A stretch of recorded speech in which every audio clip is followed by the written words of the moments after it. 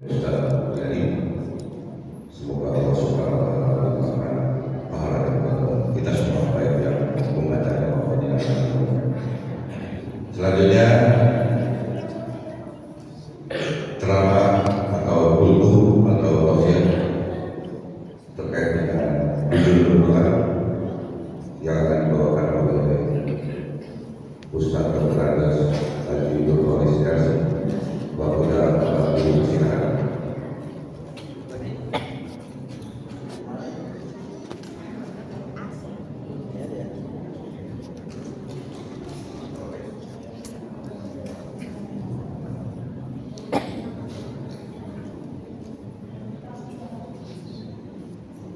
Assalamualaikum warahmatullahi wabarakatuh.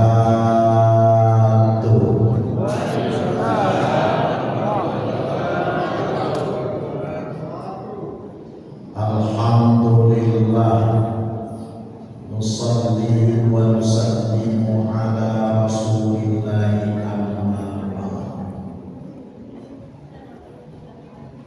Hadaratil muhtaramin, Bapak Ibu jamaah salat Isya dan tarawih Masjid Al-Muhajirin Pondok Jagung yang saya hormati. Mudah-mudahan Bapak-bapak kita semua sehat, bahagia, rezekinya melimpah, yang saya hormati panitia Ramadan dan pengurus Masjid Al-Muhajirin. Semoga bapak-bapak senantiasa diberikan kesabaran, ketabahan, kebuletan, kreasi, inovasi dalam rangka memimpin masjid untuk kepentingan masyarakat di sekitar tempat tinggal kita. Semoga jadi payah bapak-bapak membangun masjid baik secara fisik dan juga kemakmurannya dinilai oleh Allah sebagai investasi amal soleh yang paling berharga. Begitu juga kepada para donatur yang istiqamah konsisten memberikan infaknya untuk masjid, mulai dari keuangan, pemikiran, tenaga, seluruh apa saja yang disumbangsikan untuk kepentingan masjid, insya Allah menjadi amal soleh. Bapak Ibu yang mulia, saya sebenarnya itu kalau dengar Ustaz Mul itu udah lama, tapi suaranya masih bagus saja. Cuma gini saya suka sedih Pak, saya komentarin aja. Tahun 80-an dulu,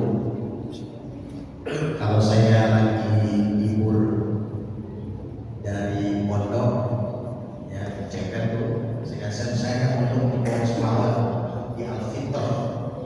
Semoga guru saya di Al-Fitr biasa berikan kesehatan dalam walaupun sudah 80. Kalau bukan Pak, ceper. Buat saya suara saya kurang bagus, sangat bagus ya.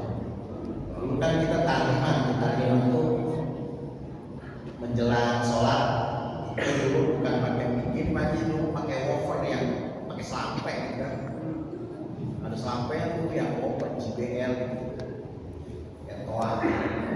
Itu kalau suaranya bagus, tarjiman baca Quran, itu orang kaya tuh lihat tuh bapak-bapak di mana tuh, Tom, lu anak siapa Tom? Mau kalau jadi bantu gua nanti, anak gua perawan, ntar gua kasih ke pohon sawah, itu. Jadi orang-orang dulu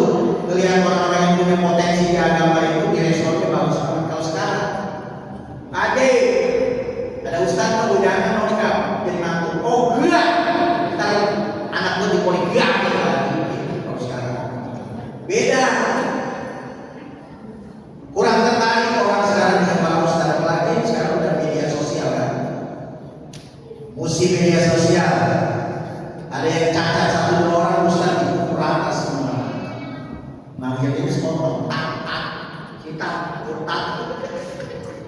Apalagi ibu sakit kesana. Ustaz, urusan sekitar mata. Beda. Dulu saya masih SD suka ikut ngaji itu sama bapak-bapak. Cuma kalau calon ustaz gitu pak, waktu kecil aja di buku sholat tuh. Dulu pakai cempor pak. Jadi semua tahu tuh, orang tahu ya.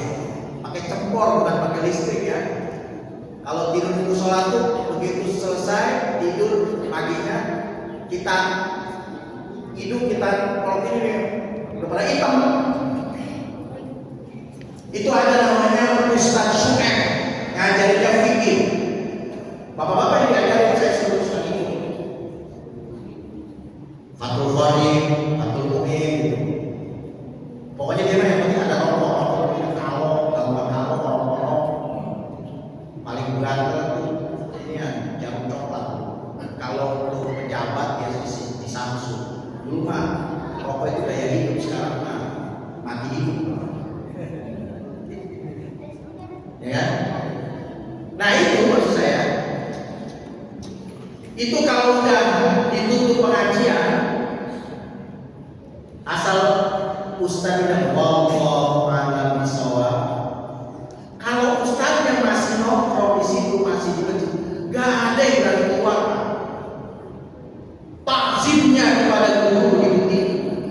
Sekarang ya ustaznya masih sholat, jalan pun jamaah. Pengurus masjid ini berbeling sangat mana tahu. Tinggal berbuat Noel ke ustaz.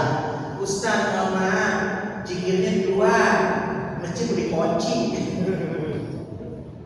Makanya manfaat ilmu sekarang dengan dulu beda. Orang dulu cari ilmunya sulit. Saya aja ngaji 1 kilo pak pakai obor. Kalau mau ngaji. Sekarang kita punya ilmu alternatif banyak. Mau buka Google, internet, apa yang nggak ada? Tinggal buka aja. Tapi manfaatnya beda. Nyaris sulit dapat manfaatnya. Ciri-ciri ilmu dalam manfaat apa? Susah diamalkan walaupun banyak di otak. Gak ada perubahan sikap perilakunya. Ngaji rajin banget. Dengerin Ustaz Kiai. Amal ini tetap galak, nggak berubah-ubah. Temperamen gede amat. Apalagi baperan. Ya. Padahal kalau bini kita cerai minum juga itu, mana bini satu gak ada serepnya lagi. Makanya bapak-bapak yang masih punya bini, yang bininya galak, apalagi udah muncul begini, udah di atas 60 ya, mabok dong gede ya, sama bini gak kita masalahnya. Yang belum punya nyari apa? Ya, itu bini itu masya Allah. Sayang banget ternyata sama kita pak. Tapi ada gue yang kesel sih. Ada yang gini curhat sama saudaranya. Kalau orang Betawi bilang gini, oh sebenarnya mas saya mah sama bang ini udah depan ini. Wala, cuma saya malu aja udah buat bercerai. Jadi jangan sampai kita itu dalam kehidupan di rumah tangga itu nggak disentuhin. Adanya kita jangan nggak ada. Kan sering ada karakter-karakter ini pak. Begitu anak kita bermasalah, apa kata istri kita? Lu kayak gak tahu hal aja lu. Wah malu, pasti komen nih kalau begini. Jadi udah tahu karakter gitu. Cucunya sampai diomelin sama neneknya. Ini kalau kakek kamu tahu dan kamu tahu, wah kamu habis nih. Jadi kita ini dalam kehidupan di rumah itu tidak apa namanya, tidak diidolakan. Nah, ini harus berubah. Kalau ya, ini malam 7 Minggu lama ini nggak apa-apa ya. Terawih menyantai kita tepuk siapa nanti. Para jamaah sekalian Bapak Ibu.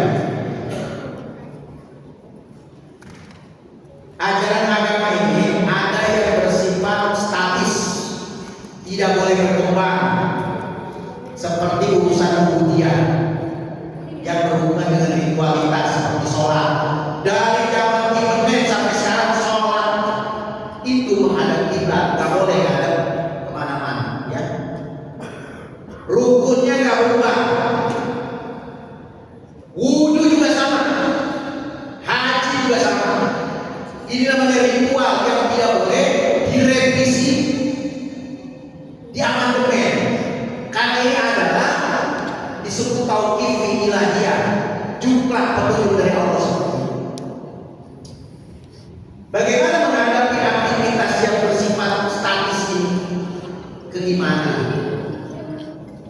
Ya,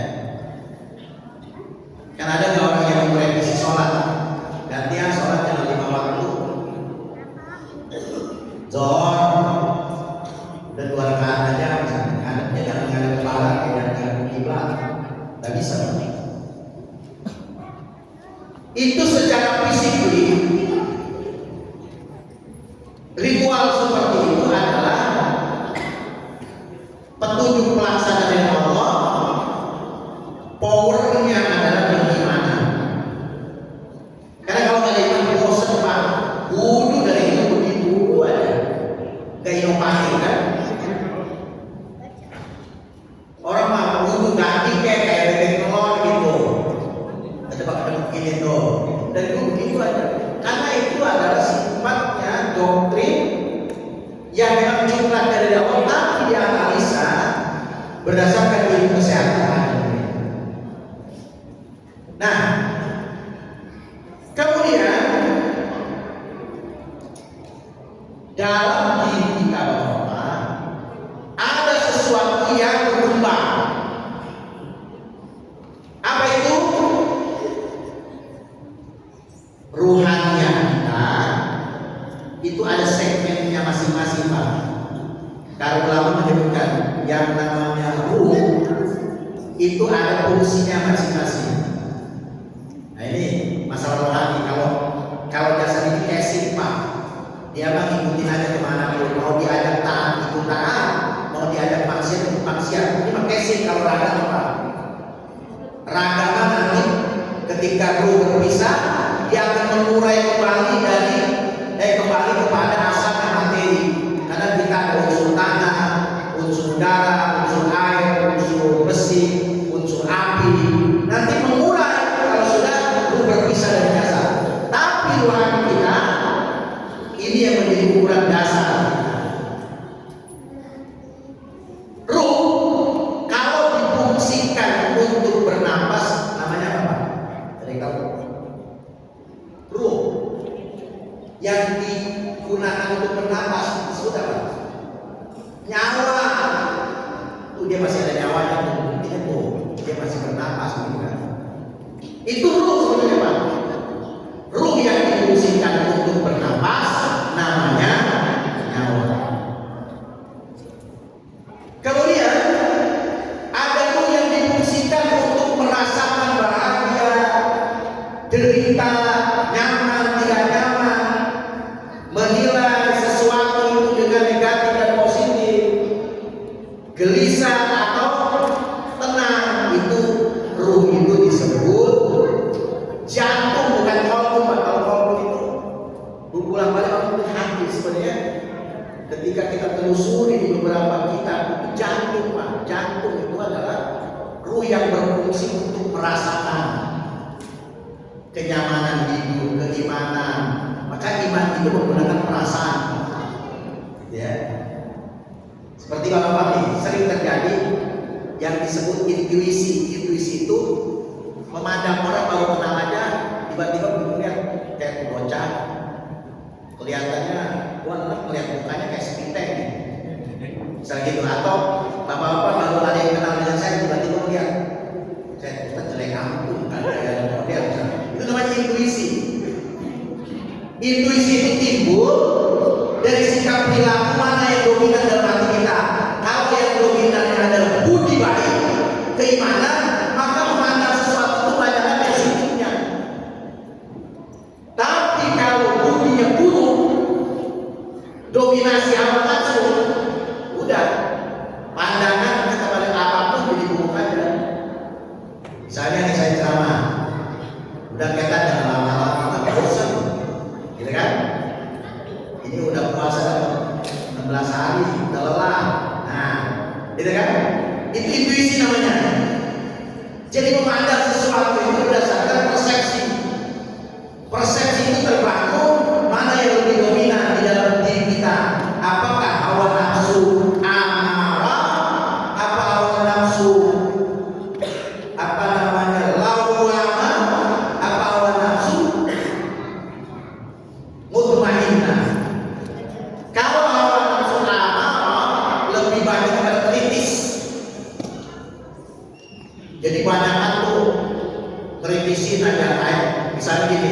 asrama juga nggak bisa, jadi jamaah biasa. Ya, ada tadi itu nggak ada lagi tanah. Tapi kalau memang tahu kita ceramah, wah kayak wali, kayak kurang bagus ini. Nah itu namanya lebih cenderung dominasi dalam dirinya adalah nafsu amal, lebih pada kritis tapi negatif.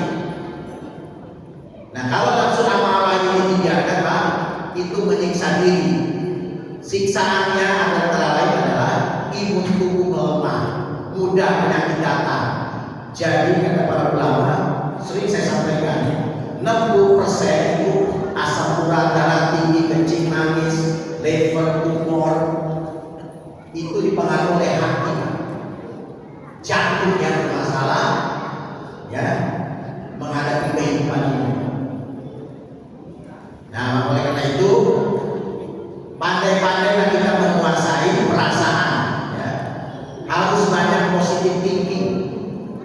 Misalnya tiba-tiba intuisi kita berjalan begitu lihat orang mau sebel, kita tarik, kita rubah astagfirullahaladzim. Oh saya malah benci sama dia salah apa gitu kan? Dirubah, dibalik. Jangan ada kebencian, karena itu akan menyiksa diri kita. Gitu kan?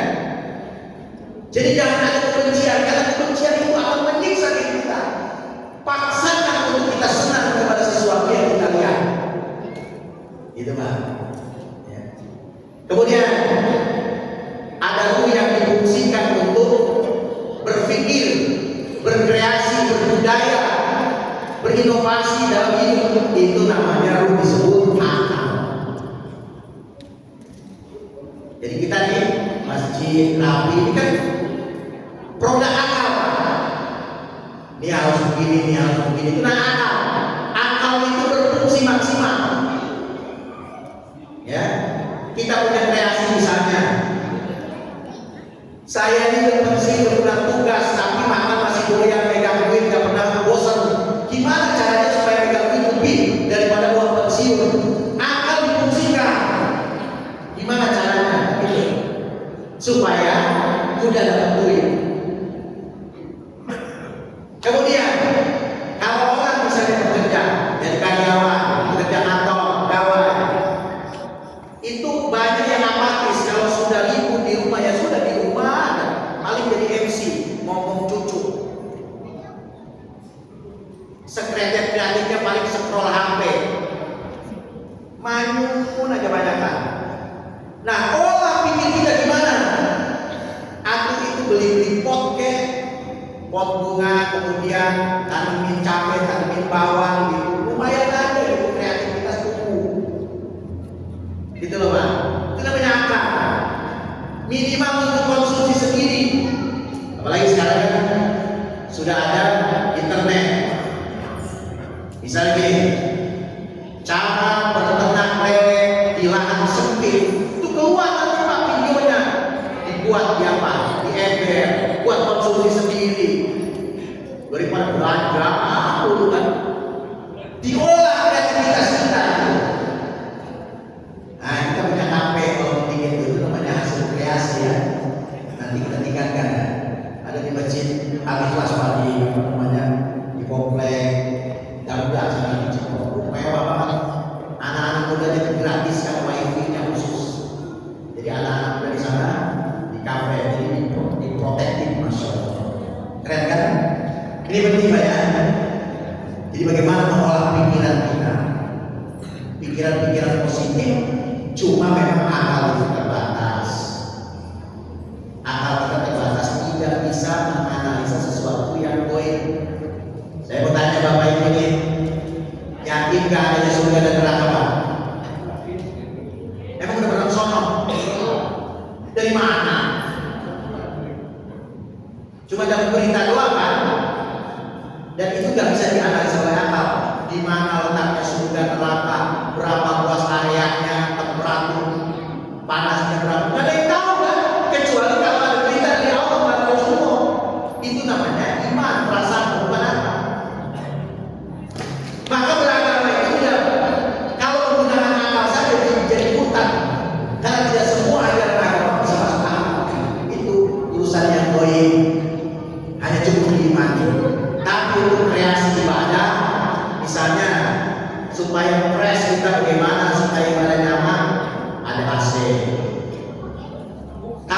kalau iman lemah Pak, akal kuat, walaupun masjid AC, amalnya enak, tapi dia kagak betah di masjid, pengen pulang dulu. Bener gak? Padahal di rumah kita kadang mau pesing, bobok, kamu kok betah? Kenapa di masjid gak betah? Imannya lemah, sehingga masjid tidak menjadi ukuran untuk bisa nyaman. Tanya nih, di akhir Ramadan ini kapan? Kalau perlu tuh bini kita ngasih makan buka dan sahur itu ngantri di sini. Di rumah juga nggak ngapain sih, pusing ya. Udah di masjid aja itikaf. Kalau berlama-lama tinggal di masjid namanya itikaf. Kalau di rumah istri kepin. Gitu ya. Coba nah ini di Nuzulul Quran ini ada satu hal yang pernah saya sampaikan. Ada banyak yang harus kita koreksi ini. Kata Rasulullah, naum sholat ibadah. Tidurnya orang yang puasa ibadah akhirnya tidur aja. Bangun zuhur habis tidur. Bangun asar habis asar tidur lagi. Jadi kayak bakso nih. Tidur lagi, bangun lagi. Bukan itu hakikat tidur di sini. Dimaknai adalah bahwa Tuhan kita itu berhenti merem mata dari kemaksiatan gitu. Kemudian Tuhan memang ada hadis Rasul SAW menyatakan membaca Al-Quran satu itu pahalanya paling rendah 10 poin. Kalau di luar sholat, kalau di sholat 100 poin. Maka banyak orang yang baca Quran bulan Ramadan kayak ngejar tayang, ngejar setoran.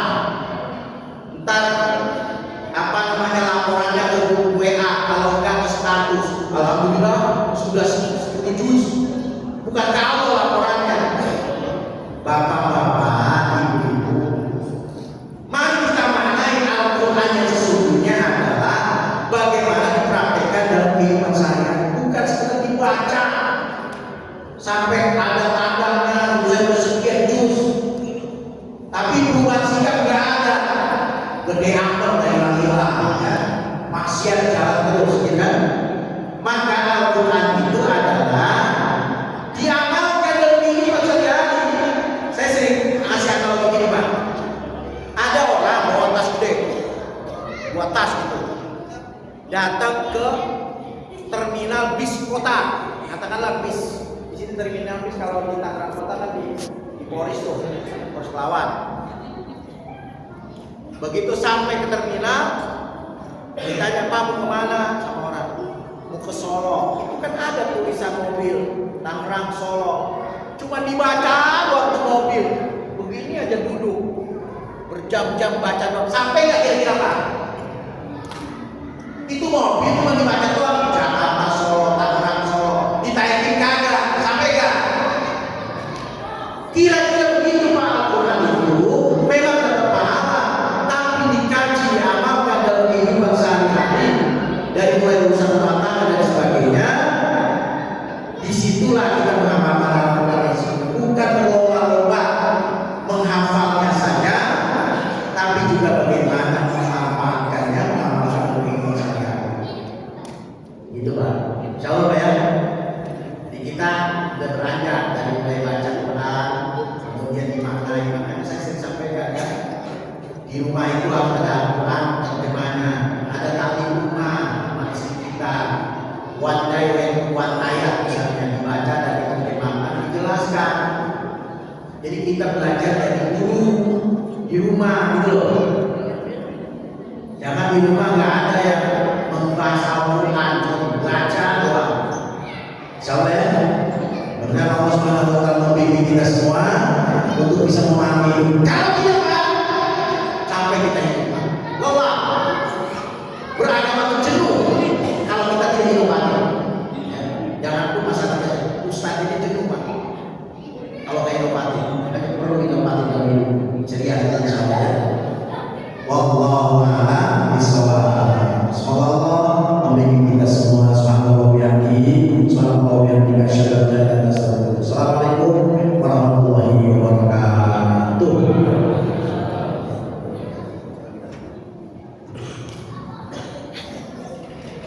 เลย